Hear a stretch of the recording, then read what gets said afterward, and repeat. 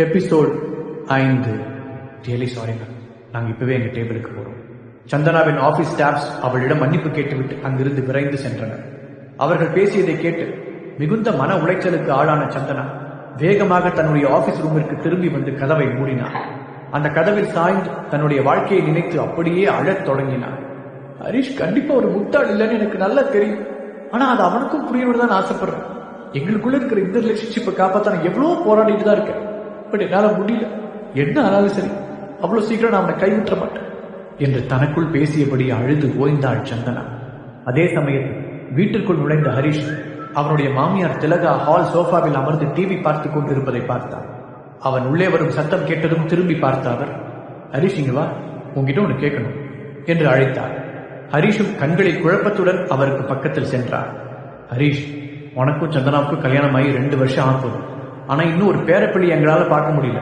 உங்க ஃபேமிலியில குழந்தை பிறக்கிறது சம்பந்தமா ஏதாவது ஜெனட்டிக் ப்ராப்ளம் இருக்கா என்று கேட்டார். அதை கேட்டு ஹரிஷின் முகம் மாறியது. அப்படிலாம் எதுவும் இல்லை, என்னோட பேரண்ட்ஸ் இன்னும் ரொம்ப ஆரோக்கியமா இருக்காங்க. எங்களோட பரம்பரையிலையும் அப்படி எந்த பிரச்சனையும் கேள்விப்பட்டதே இல்லை என்று பதட்டமாக பதில் சொன்னார். கண்களை சுருக்கி அவனை பார்த்த திலகா, அப்படியா? ஆனா எங்களுக்கு இதுவரைக்கும் உன்னோட பேரண்ட்ஸை பத்தி பெருசா எதுவுமே தெரியாது. அப்புறம் நீ சொல்றதை மட்டும் வச்சு எப்படி நம்புறது? எதுக்கும் நான் ஒரு மெடிக்கல் செக்கப்புக்கு ஏற்பாடு பண்றேன். நீ உன்னோட பேரண்ட்ஸை வர சொல்லு. உன்னோட சைட்ல ஜெனட்டிக்கா எந்த ப்ராப்ளமும் இல்லைன்னு நான் கன்ஃபார்மா தெரிஞ்சுக்கணும். திலகா ஆர்டர் போடுவது போல கூற முகத்தை சுழித்தான் ஹரிஷ். அதான் தேவையில்லைன்னு சொல்றேன்னு. அவங்க எப்பவுமே ரொம்ப நல்ல ஹெல்த்தியா தான் இருக்காங்க. தேவையில்லாம நான் உங்க பணத்தை வேஸ்ட் பண்ண விரும்பல என்று பதில் கூறினான். ஆமா, நீ ஏன் இவ்வளவு பதட்டப்படுற? நான் உன் பேரண்ட்ஸை மெடிக்கல் செக்அப் பண்ணணும்னு தானே சொல்றேன். அதுவும் உங்களோட நல்லதுக்கு தானே. அதனால பதிலுக்கு பதில் பேசாம சொன்னதை செய். இப்ப எனக்கு வெளியில கொஞ்சம் வேலை இருக்கு. நைட்டு நடக்க போற ஃபேமிலி கெட் டுகெதர்ல நாம மீட் பண்ணலாம் சொன்ன திலகா அவனுடைய பதிலை கூட எதிர்பார்க்காமல் அங்கிருந்து கிளம்பி சென்றார். சற்று நேரம் அதே இடத்தில் அசையாமல் நின்றிருந்த ஹரிஷ் தலையை குலுக்கி தன்னை மீட்டுக் கொண்டான். கையை திருப்பி வாட்சை பார்த்த அவர், ஐயோ, ரீயூனியன் மீட்டப்புக்கு டைம் ஆயிடுச்சு, இவங்க பிரச்சனை அப்புறமா பார்க்கலாம் என்று வேகமாக ட்ரெஸ் சேஞ்ச் செய்தான். பின்பு மீட்டப் நடக்கும் மிகப்பெரிய ஆடம்பரமான ஹோட்டலுக்கு தன்னுடைய பைக்கில் கிளம்பினார். ஹோட்டலுக்கு முன்னால் இருந்த பார்க்கிங்கில் தனது பைக்கை விட்டு அவர் அதன் கண்ணாடியை பார்த்து கலைந்திருந்த தலைமுடியை சரி செய்து கொண்டார். ஹரிஷ், நீதான் அது? அவனுக்கு பின்னால் இருந்து ஒரு குரல் கேட்டது. அங்கு ஒரு மெர்சிடிஸ் பென்ஸ் காரை நிறுத்திவிட்டு அதிலிருந்து இறங்கிக் கொண்டிருந்தான் அஜய், ஹரிஷின் பழைய கிளாஸ்மேட். அஜயை பார்த்தவுடன் ஹரிஷின் கண்கள் ஆச்சரியத்தால் விரிந்தது. ஏ அஜய், நீ மட்டும் என்ன அப்படியே காலேஜ்ல பார்த்த மாதிரியே இருக்க?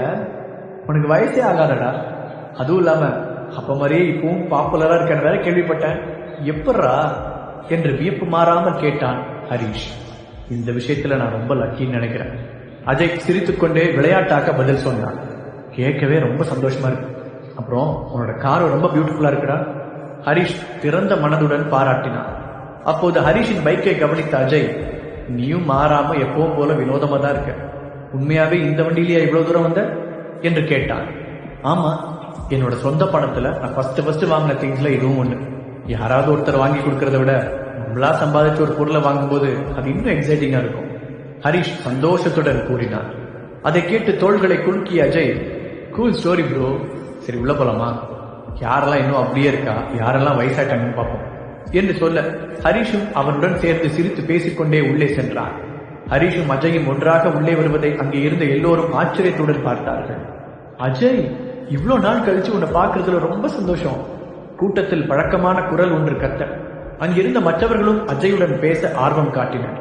அஜய் தனக்கு பக்கத்தில் இருந்த ஹரிஷை கை காட்டி, நான் யாரை கூட்டிட்டு வந்திருக்கேன்னு பாருங்க, ஹரிஷ் உண்மையிலேயே இப்ப பெரிய ஆளா வளர்ந்துட்டான் என்று கூறினார்.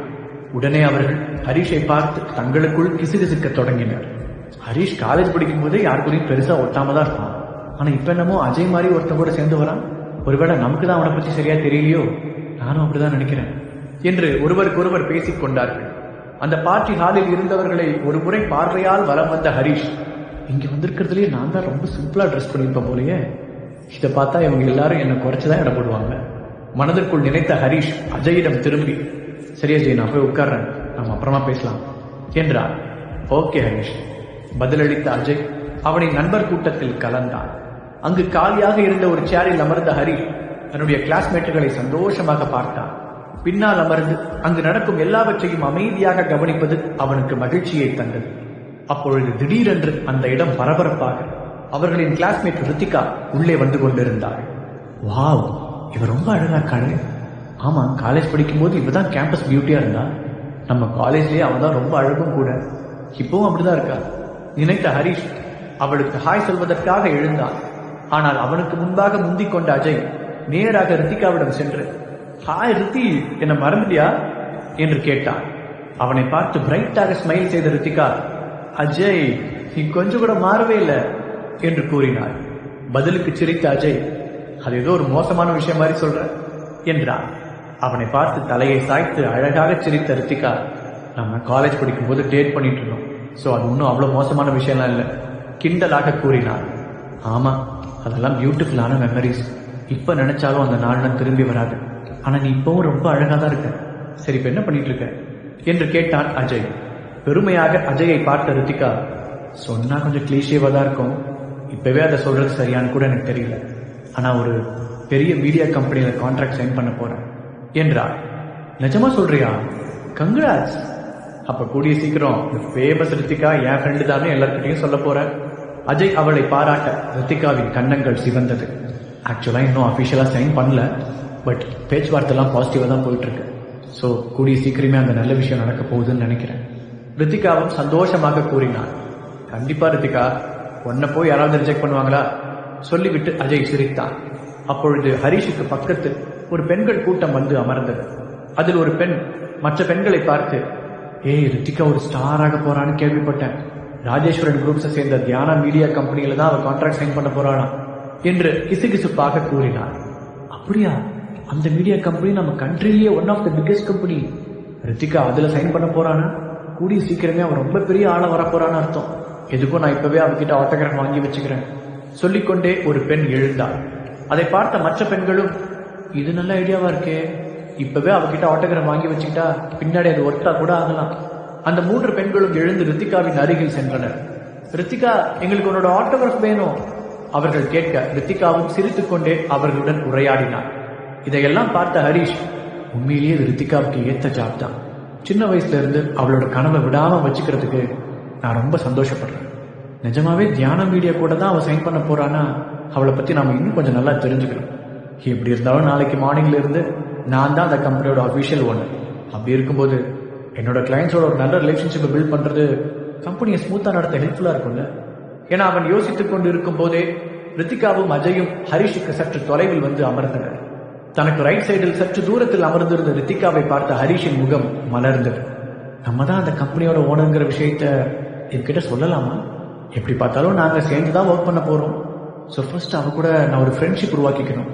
ரித்திகாவின் அழகான கண்களை பார்த்து கொண்டே முடிவெடுத்தான் ஹரிஷ்.